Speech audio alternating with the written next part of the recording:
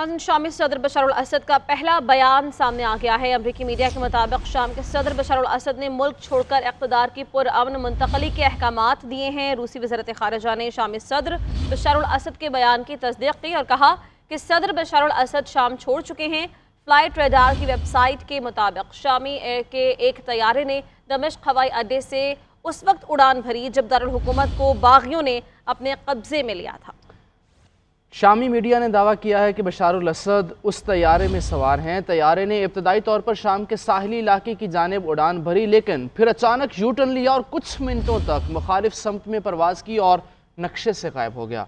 दमिश्क में ईरानी सिफारत खाने पर बागियों ने फायरिंग कर दी, इमारत को शदीद नुकसान पहुँचाया। बागी एहलकार सिफारत खाने के अंदर घुस गए, तोड़ फोड़ भी की।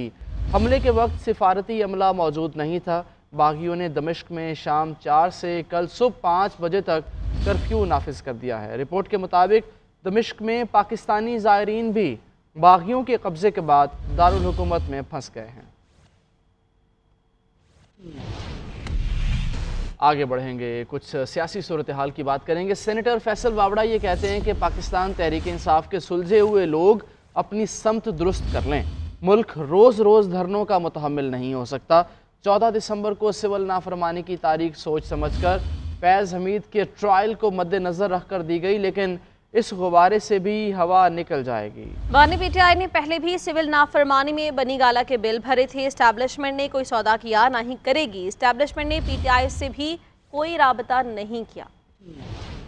कई दफ़ा मिसअंडरस्टैंडिंग्स क्रिएट की जाती हैं अपनी रेलेवेंस के लिए पॉलिटिकल पार्टीज में। एमक्यूएम की अगर 22 सीटें हैं और एमक्यूएम का एक मैंडेट है तो हमें सबसे पहले तो सबका मैंडेट तस्लीम करना होगा। हमारा झगड़ा हो सकता है कि किसी का मैंडेट इतना है, किसी का इतना है, किसी का इतना है, ये डिबेट हम चलाते रहेंगे, लेकिन रोज बंदे मार देना, रोज इनोसेंट लोगों की लाशें गिरा देना, धरने और प्रोटेस्ट करके गरीबों के साथ नाइंसाफी करना, ये अब पाकिस्तान नहीं बर्दाश्त कर सकता। कि इनकी मैंडेट का रिप्रेजेंटेशन में कन्वर्जन हो, चाहे वो सूबाई हो, चाहे वो फेडरल क्यों ना हो। इमरान खान साहब का भी जो मैंडेट है उसको भी हमें तस्लीम करना होगा, उसको रिस्पेक्ट देनी होगी। इमरान खान साहब की जिंदगी को खतरात हैं और उनकी जान के ऊपर सियासत करने की अगले 40 साल कोशिश की जा रही है और हमारी और उनकी सियासी मुखालफतें हो सकती हैं। टेररिज्म विंग की जब हम बात करते हैं, उनको टेररिस्ट आ जाता है उस पार्टी को, तो टेररिस्ट विंग से सारी पॉलिटिकल पार्टियां इवॉल्व होकर निकली। पावरफुल जब पार्टीज होती हैं, पॉपुलर होती हैं, तो उनमें ये विंग अच्छे और गंदे लोग सब, पूरी पार्टी में सारे गंदे नहीं होते। मदारस एक्ट पर सदर ममलिकत आसिफ जरदारी के एतराज़ात सामने आ गए। इत्तेहाद तंजीमात, मदारस और पीटीआई हुकूमत के दरमियान होने वाला मुआहिदा भी मंजर आम पर आ गया। 2019 में मदारिस को वजारत तालीम के साथ मुंसलिक कर दिया गया था।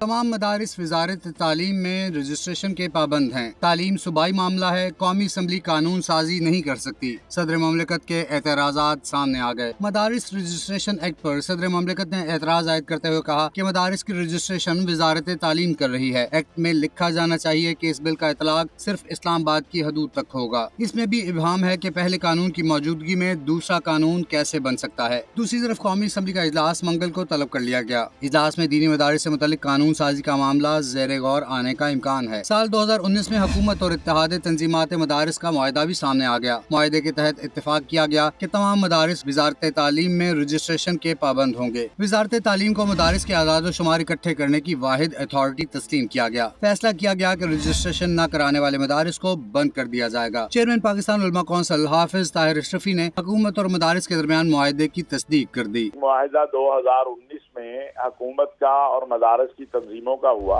जिसके ऊपर तमाम अकाबरीन के दस्तखत मौजूद हैं। मुआहिदे के तहत 18,000 से ज्यादा मदारिस जो हैं वो रजिस्टर्ड हो चुके हैं वजारत तालीम के साथ। अल्लामा ताहिर अशरफी ने मजीद कहा कि वजारत तालीम के साथ 18,000 मदारिस मुंसलिक हो चुके हैं। वज़ीर आज़म शहबाज शरीफ की जाती उमरा में पार्टी कायद मियां नवाज शरीफ से अहम मुलाकात हुई। मुल्क की मौजूदा सियासी सूरत हाल पर तबादला ख्याल किया। इसी बारे बात करते हैं फसीउल्लाह से। फसी, बताइए मुलाकात का अहवाल। जी बिल्कुल, ये आज अहम मुलाकात जाती उमरा में हुई, जहाँ पर वज़ीर आज़म शहबाज शरीफ जो है वो पार्टी कायद मियां नवाज शरीफ से मुलाकात के लिए पहुंचे थे। और ये मुलाकात जराये का कहना है कि 3 घंटे तक जारी रही, जिसमें वज़ीर आज़म ने नवाज शरीफ को मुल्क की माशी में जो बेहतरी के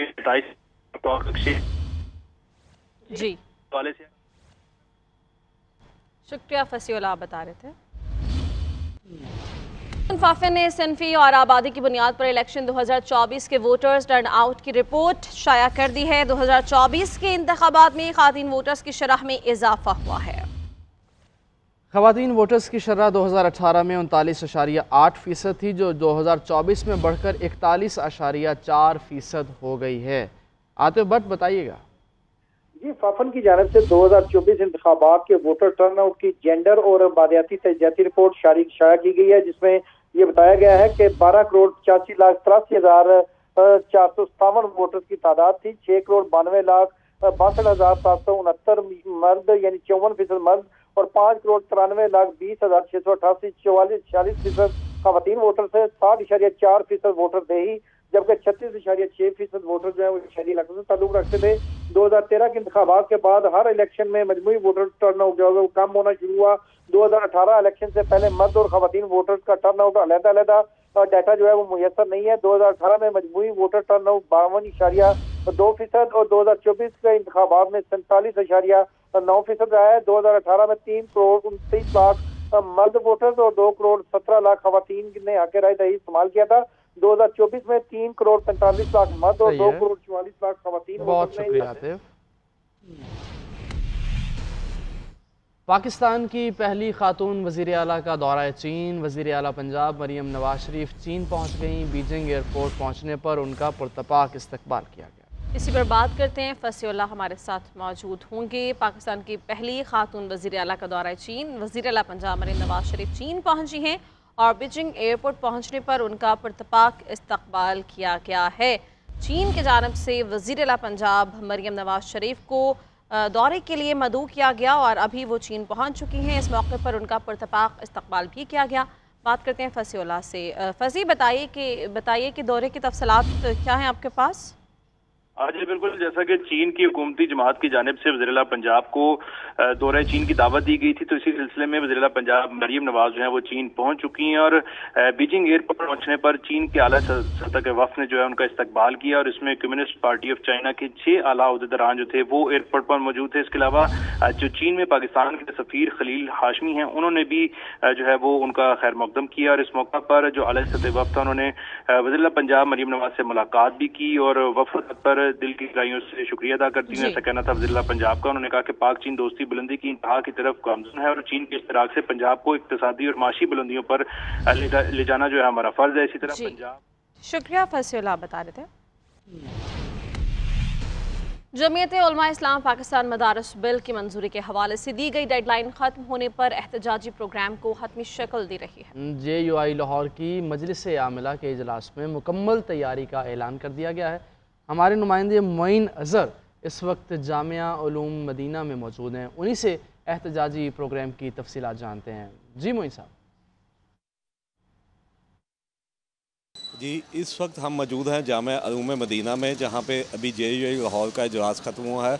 उन्होंने मुतालबा किया है कि जी हुकूमत जो है जो उनके साथ माहिदे के मुताबिक 26 तरमीम के वक्त जो बिल पास हुआ था दीनी मदारिस की रजिस्ट्रेशन का, उसे फिर फौर पास करे। अब हम जानते हैं JUI लाहौर के जनरल सेक्रेटरी हाफिज़ अब्दुल रहमान से बात करते हैं। इस पर कायदे जमीयत मौलाना फजल रहमान साहब सारे मामले को देख रहे हैं और हुकूमत के साथ कहाँ तक लचक रखनी है, किस मामलात कैसे चलाने हैं, ये सब कायदे जमीयत अच्छे तरीके से जानते हैं। कायदे जमीयत ने जो कॉल दी हमारी जमात के कारकुनान को कि हम लाहौर इस्लामाबाद की तरफ भी मार्च कर सकते हैं, एहतजाजी तहरीक की तरफ भी जा सकते हैं, इस पर किसी किस्म की लचक का मुजाहरा नहीं कर रहे। 22 दिसंबर को जमीयत उलमा इस्लाम ने लाहौर में बड़े जलसे का ऐलान भी कर दिया है और बहुत जल्द कायदे जमीयत लाहौर तशरीफ़ लाएँगे। जैसा कि आपने देखा कि JUI की तरफ से वाज़ेह तौर पर ऐलान किया गया है कि हुकूमत से जो उनसे वादा किया था उस वादे में सदर आसिफ जरदारी और वज़ीर-ए-आज़म शहबाज शरीफ भी मौजूद थे, फिर फौर इस वादे पे अमल दरामद किया जाए। जी आगे बढ़ेंगे। चैम्पियंस ट्रॉफी के मामले पर अहम पेशरफ्त PCB ने ICC से रब्ता करके हुकूमत पाकिस्तान के मौक़िफ़ से आगाह कर दिया है। वज़ीर-ए-आज़म ने भी इस हवाले से चेयरमैन PCB से मुलाकात में उनके भरपूर मौक़िफ़ की तायीद की है।